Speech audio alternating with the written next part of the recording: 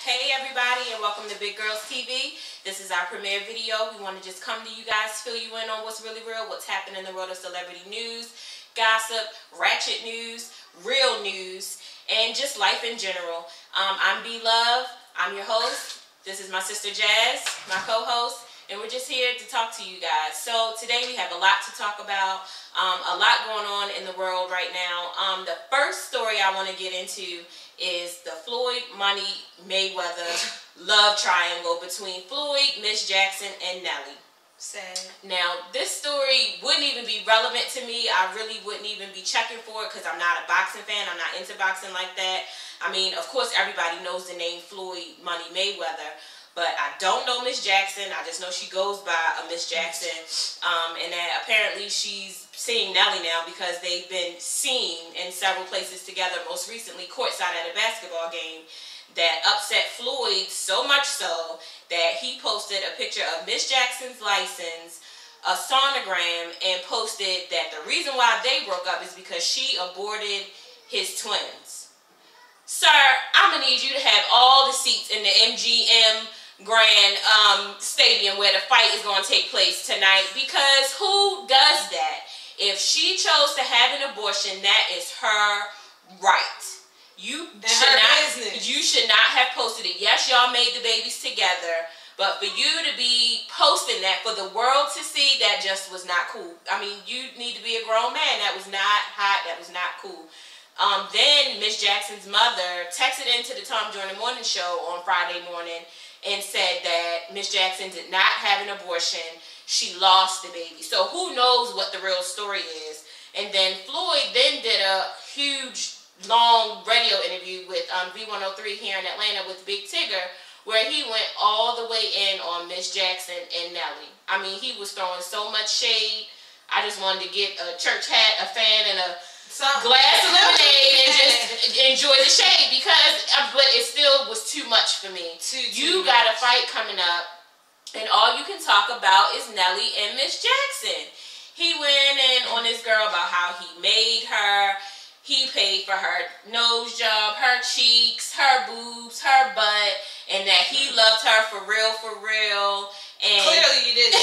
He loved her for who she was before she had all that done, and now anybody else that's with you is not with the real you, because she's changed, she's hungry for fame, but she's not being a genuine, real woman, because how could she be in a relationship with somebody like him, and her mother still live in the projects, basically, is what he said. Like, all of that was not necessary. But, of course, it gives us all something to talk about, because we are now talking about it. Clearly. But I just thought it was too much. I just thought it was way too much, Floyd. I'm going to need you to, like I said, have a seat, get your life. I hope you don't get knocked out tonight. You are undefeated 45 times, and your head is clearly messed up. Big Tigger and his co-host was going in on him on the breaks, saying stuff like, oh, Floyd need a hug. Floyd really messed up. He really messed up. He's acting real bad right now. I was like, wow. It was just too much. He went in on Nelly talking about something. Nelly came out with Country Grammar, and that was a hot album. Like, he was just going to talk about something. That was a hot album. But he talked about he can't hang now with the rappers. He can't hang with Wayne. He can't hang with rappers because he's on Real Husbands of Hollywood. So he don't need to be doing nothing. No, he's getting a check. It don't matter. Talk about some Country Grammar was years ago, and it was hot, but he can't hang. And if he with somebody like Miss Jackson, he did make sure his money game up, because you can't be cheap and be with a woman like Miss Jackson, because she's accustomed to a certain lifestyle. I said, oh no, he didn't. I had to change radio station and put on something else, because he was just doing too much. But that's the big story that's in news right now. That besides Sterling and the Clippers and Miss Thing coming out doing an interview with Barbara Walters. Yeah, I heard about that. That was bad. Saying that he's not a racist, and she truly believes in his heart that he's not a racist. Clearly he is, because he said it, he didn't recant it, and now he's put out. So that doesn't make sense. Too much. How you own something you can't even watch it? You ain't even sitting in the gym. I don't even want to talk about him. That's old news. I don't want to talk about V. Steviano either and her biases. On to the next. Yeah, anyway, in real news, things that's going on in the world, something that's really just been bothering me, that our teens these days, like, they go through so much, and I don't know where these people's parents are. My kids aren't teens yet, so I really can't judge anybody. I can't judge the teens. I can't judge the parents. But what bothers me is how are these things going on in your child's mind and you don't know. I'm referring to the 17-year-old young man from Minnesota who had an elaborate plot that he's been planning for the last 10 months on how he was going to kill his family, his mother, his father, and his little sister, and then shoot up his school. This guy had 7 firearms. How does a 17-year-old get 7 guns? How does a 17-year-old... They was high. He done bought them off the street from somebody who was selling them. He got on. He went to the project. In Minnesota. Everywhere. He had to have found somewhere. And don't get me wrong, because these white people, they not sell, racist. We just saying they sell guns just as like black people on the street. It was a hot gun. Enough for him. A 17-year-old. You got to be 18 to even try to get arrested for firearm from Walmart. So, yes, he did. I'm mad you know that, but okay, know that law. He had 7 firearms, all these chemicals. He had made pressure cooker bombs, and he was just doing the most. Well, that you can find off the internet, so you got to watch what your kids are doing on the internet. Watch what your kids are doing on the internet. He figured out how to make bombs. He tested his bombs on elementary school grounds. When they found the remains of the bombs or whatever, you know, it wasn't, they were made with CO2 cartridges, so it wasn't enough to really do any damage to the elementary school kids, but he was practicing for what was coming next. He wanted to carry out his plan on April 20th, which was the 15th anniversary of the Columbine shooting, but of course April 20th was Easter Sunday, school was closed, so he had and it was 420. Oh God. So he had to, you know, rework everything, but they thought that his plan was going to be carried out in the weeks to come. But 17 years old, and I mean, from talking to teachers and neighbors and kids at the school, he wasn't a loner, you know, he wasn't bullied. He was different. He was sort of in that group of outcast kids, but he still was a part of a group. He still had people that he hung out with. He still had friends. He wasn't the quiet, quote-unquote weird, quote-unquote something's not quite right kid. He was a regular, normal kid. Why he wanted to kill his family? Yeah, his plan was that he had a 22. He was going to shoot his mother, his father, his sister, then go to a nearby field, set the field on fire. That was going to distract the fire department and police officers, all the first responders, while he went to school, set off several bombs, killed the school liaison police officer, and then killed as many students, teachers as he could before the SWAT team came in and killed him, is what his plan basically was, laid out in a journal. Gave all the information to the police, told the police that when they found him, if he had a gun on him then, he would have shot the police then. What is going through this kid's mind to make you feel like that and want to do that? Like, it was just crazy, and it's scary sending your kids to school every day and you got kids concocting these plans. All I can say is all this death and all this killing and this crazy weather. Jesus is coming back. You may not believe in him. I don't know what everybody's religion is, but I just know something is happening. You know, the world's about to come to an end. Whether it's Jesus or whoever you believe in, you just know that time is winding up. Get yourselves together, because it's just crazy that all of this is going on in the world right now. Because earlier this week, it was a 19-year-old boy, regular boy, friends was cool. He shot up the FedEx thing, and he was in the military, so you would think that he had some type of sense. And for him to only be 19, he wasn't in there long, clearly. So he ended up, his friend was like talking to him, and he was like, when he heard about it, he didn't think that it was his friend, because he like, you know, he was mad about a day off. Now you done went and injured all these people and shot up FedEx because you went a day off. It's called call out, or no call, no show, or just don't go back. I mean, clearly, really, you did not have to do all kill that to and hurt other shoot people, other family people. members, and hurt other people's family, innocent people, because you want a day off. Don't go to work. You're not required. If your mama was gonna get on you, go somewhere else. It's like skipping school. Come on. I mean, it's I like was about to say, don't skip school. Don't no call, no show. Go to work. Gotta pay your bills. He Grow up. He lived at home with his parents. So it was no. But I mean, that, and then the 17-year-old, back to him in Minnesota, he's now got 12 counts. You know, he wasn't killed. He didn't take his life, because usually that's the MO behind all these mass killings and mass shootings. They usually hurt other people probably gonna kill himself and then kill themselves.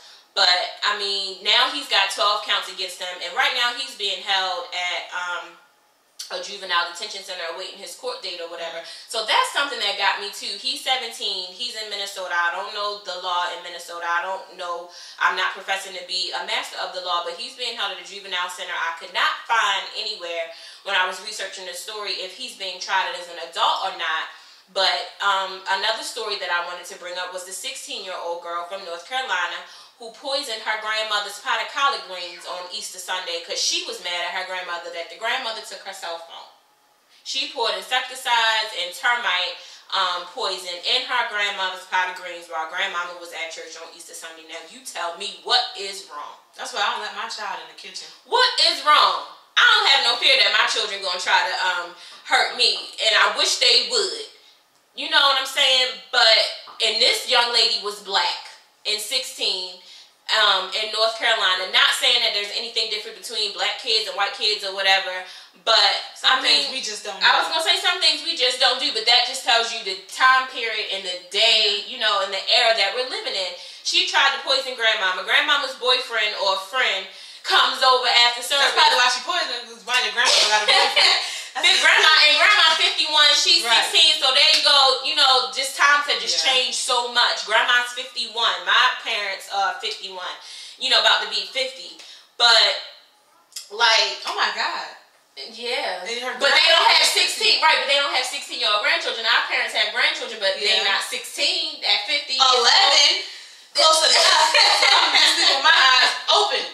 But at any rate, my point that I wanted to make is that yet again, what is going on in our teenagers' minds that they just want to kill and hurt other people, and that they feel the sense of entitlement to go ahead and do it. We may have said it or been upset to the point. I mean, I used to get real mad at my mother when I was growing up and when I was a teenager, but never did I think to kill her. Man, I can't stand her. Oh, I can't wait to get out of here. Yeah. You know what I'm saying? She make me sick. Well, I can't say that because I've been to the point where sometimes I'm like, man, I set this whole damn house on fire. You know, but you never did it. I was gonna say you never did it. You might think it might even flash in mind for a second. Man, I'm gonna slap her in her face. She get on me one more time. But you never did it. You know what I'm saying? These kids got a sense of entitlement that they feel like they can take somebody's life or they can hurt somebody because of what they did to them. Because they playing games like what is it? Grand Theft Auto 5, and they playing all these games and they watching all these shows on TV where it's like, okay, kids are killing people, people are killing people, it doesn't matter. It's just so much violence. It's everything has to do with killing somebody, hurting somebody to some degree. On every show, somebody is getting hurt, killed, whatever. It's just like how kids are watching shows where Disney Channel, everybody got boyfriends. It's like different stuff. So it's like, I don't think it's so big what's going on in their minds. It's what they see. It's the world that they live in. Nowadays, it's what's normal nowadays to them. So it's like, okay, well, shoot. If I just killed this man in this game because he did this, that, and the third, I'm so mad at you at this point in real life that I'm about to kill you. And at the end of the day, I might feel bad about it tomorrow, but right now, that's what's on my mind to do it. And if you plan it for 10 months, then clearly they didn't got on your nerves for quite some time. Right. It's too much. So he's being held at a juvenile detention center now. The 16-year-old in North Carolina who poisoned grandma's greens, she's being tried as an adult. Anybody over the age of 16 in North Carolina gets tried as an adult. But she didn't kill him. Attempted murder. So you know she going to, I mean, that's the rest of her life. It's over. Over a cell phone. Over a cell phone. Really, the rest of your life is done and over a cell phone, because she's going to be tried as an adult. She's in North Carolina. I'm not judging anybody. They may not be able to afford the best counsel. You know what I mean? To lesser the charges or any, I mean, she's being tried as an adult at 16 years old. So, I mean, excuse that phone ringing, but it's probably somebody important anyway. But I mean, it's just too much. But on to happier news and lighter notes.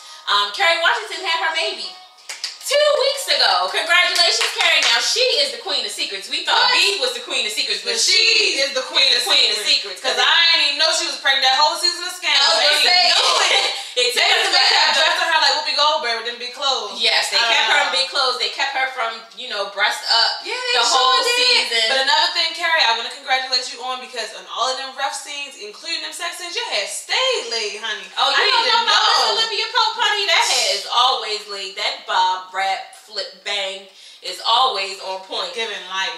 Shade.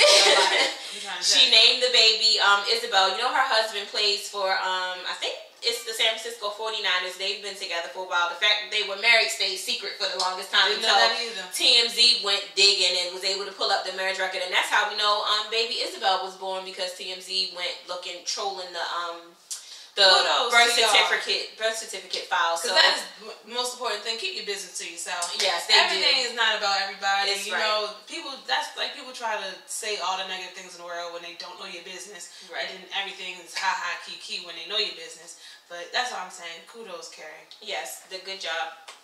Secret Queen. But what else did we want to talk about? TV. What's coming up on TV? I'm so excited that May 7th, the Haves and the Have-Nots come back. Shout out to Tyler Perry. Yes. Can't wait to see what's going to happen with Miss Candace and the Criers going on, and Jeffrey and his mama. Oh, but the one thing I don't want to see, I hope Hannah is not crying every Tuesday for however episodes there is. Yes, you get the crying award of the century. I don't know. I think Hannah done put her big girl panties on from the. Well, yeah, I hope she did. From the preview that I saw, go to TylerPerry.com and check out the trailer for the upcoming season. Hannah done put her big girl panties on because she know Benny is okay. You know Benny is her everything. Benny is her world. But I still, so she's okay. Wrong, but I kind of like. I think it would just be too fairy tale ending if he don't die. No. If he don't die. Me personally, Tyler Perry, I think you should have, you know, I haven't seen it, I don't know, but I think you should kind of write that off. Yeah, you're right, because he brain, you know, the one doctor already said he was brain dead, so I don't know, God can do anything. God can do anything, and he can perform. But she said God has the last say. God has the last say. He can perform a miracle, so Benny gonna wake up. I already know. Benny gonna wake up. But I don't know, he might not wake up because the way she was treating that nun when she was trying to get some help. Oh, yeah. She was about to fight that nun up in that little temple thing. So we excited for that. We are big Haves and the Have-Nots fans, so we'll be talking about that this season. That season comes back up starting May 7th, Tuesday nights at 9. Just too damn hot, as Tyler Perry says on the OWN network. On the OWN network. Shout out Tyler Perry. We here for you. What else is about to start coming on? Love and Hip Hop. Oh, how could I forget? Yes. Mimi Rods. Yes. Love and Hip Hop Atlanta starts this Monday, which is May 5th. Monday, May 5th at, is it 8 or 9? No idea. On VH1 at any rate. Look it up on your TV guide. Google it. We'll be tuned in because I can't wait to see this drama unfold because it's just too scripted for me. The whole. I don't even so much scripted. I think I'm just curious and ready for the fight. First of all, I like the fact because of that Stevie J, the way he act, and everybody riding on his bus. Okay, I like that. And the simple fact that she tried to act like she didn't want this. Oh my God. Oh, it leaked. You knew it. And did you hear she's supposed to be on Iyanla Fix My Life? Fix My Life. After the sex tape, she's trying to get them checks. She signed up for Iyanla because she got tired of seeing all them Instagram posts where they say this how her daughter be looking and she be falling back when you be trying to kiss her. Because you just got done sucking. Exactly.